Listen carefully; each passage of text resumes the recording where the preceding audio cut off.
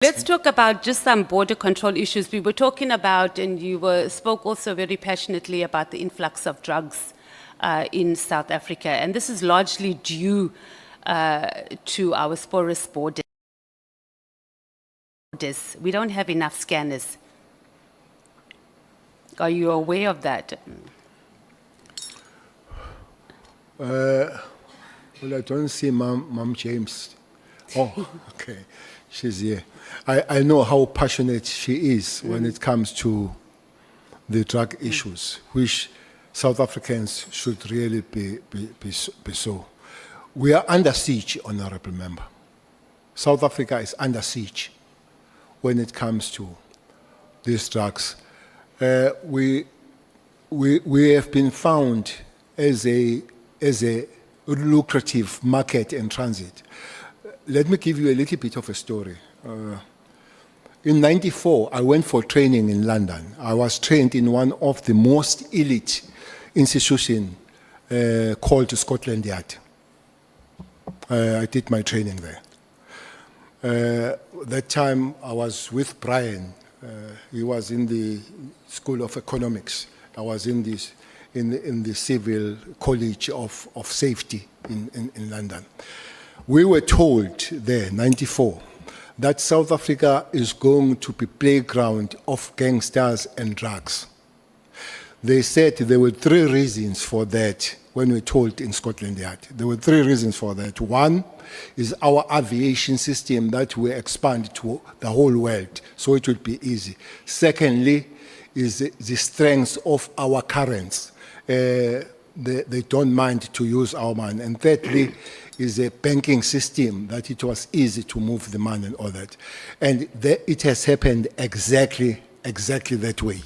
That we are a new playground of drugs, both transit and both consumption.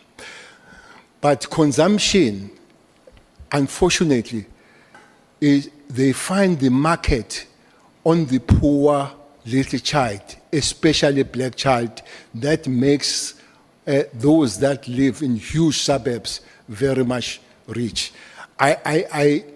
Is one area where I will accept that I don't think that we have had enough pushback when it comes to the drug situation. So I think more work must be done on that matter. But also, Honorable Member, I would make a call that there is this document. I don't know if honorable members have this document. It's called Integrated Crime and Violence Prevention Strategy. Honorable Member James knows it. This document, the subheading says, a whole of government and whole of society approach to fight crime. I think it was signed by the cabinet in 2022, developed by the Department of Police.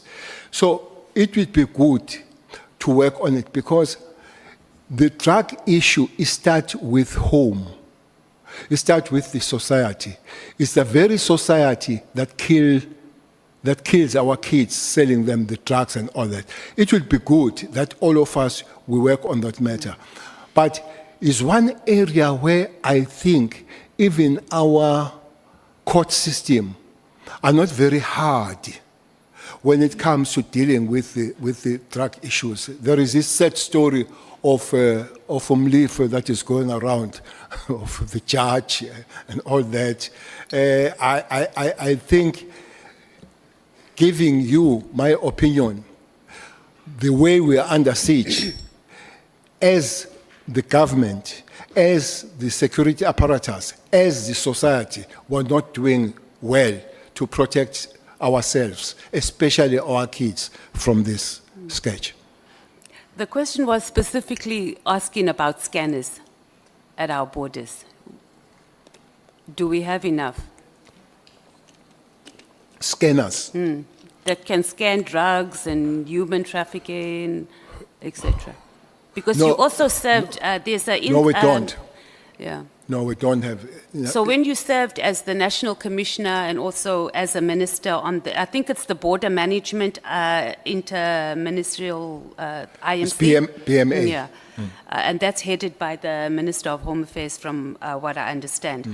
So were there discussions and was there a push that we get more scanners? Because surely this can't be a budget thing because it starts there, at the borders. So what were the discussions? Why is Treasury not releasing money to get more scanners, from your understanding?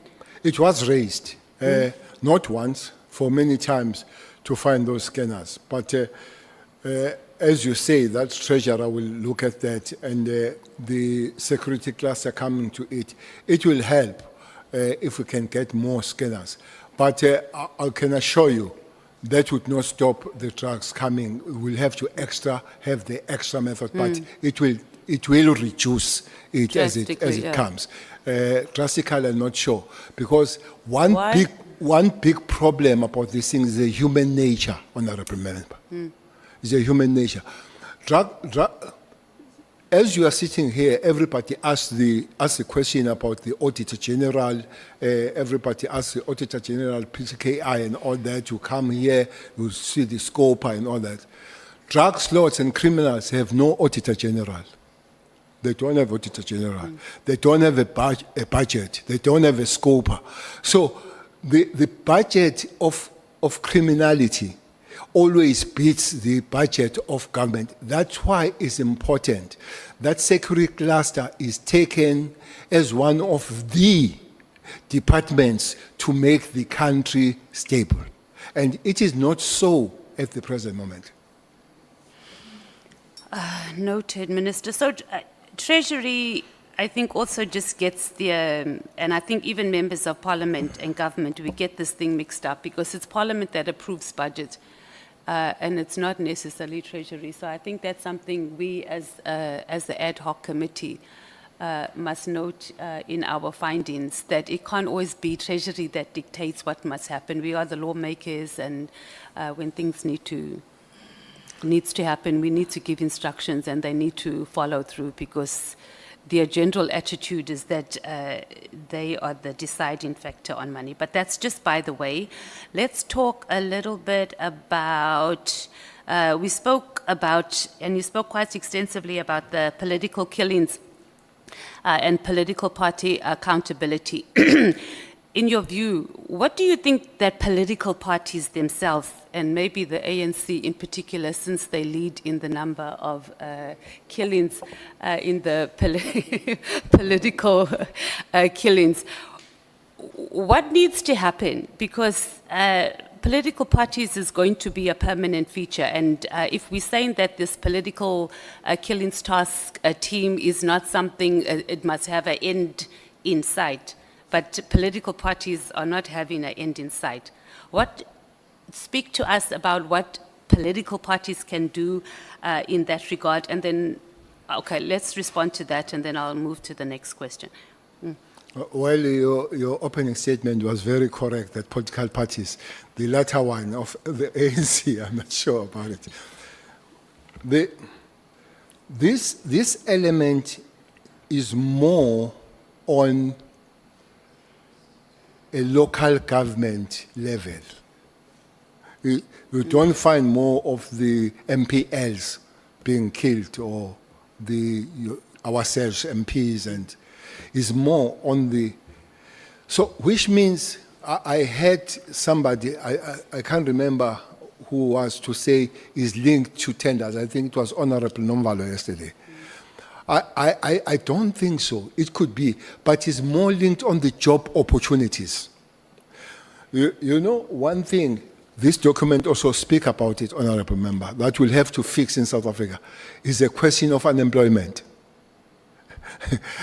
I'm telling you, this unemployment is one of the main things that is going to take us back to the doldrums as the country if it is not fixed.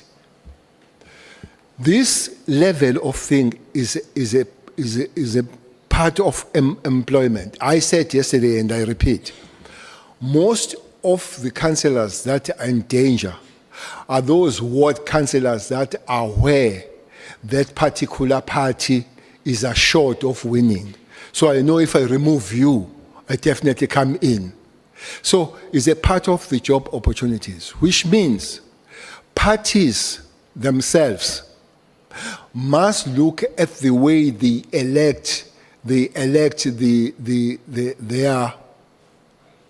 their representatives or their councillors coming on the matter. I don't know if there can be a satisfying way to say if honourable member is a ward candidate or ward of being a councillor, everybody is satisfied. It can't be a me situation. Can help. So parties need to work on that. But I think it needs to work broadly, even systematically, to say, I don't know if it can be done that if the councillor dies, there should be no kind of by-election, because it guarantees a killer that I'm going to come in. So I think we need to find some way that you killing me doesn't guarantee you that you are coming in. I think there are 3 wards where I know where the candidates in a short particular ward that they will win are killed for immediate by-election. So they know they're going to come in. I think political parties can work on politics of what do we do to replace the murdered councillors. But broadly, political parties through the government and the National Assembly and their assemblies work on finding the job for people rather than having the government positions, the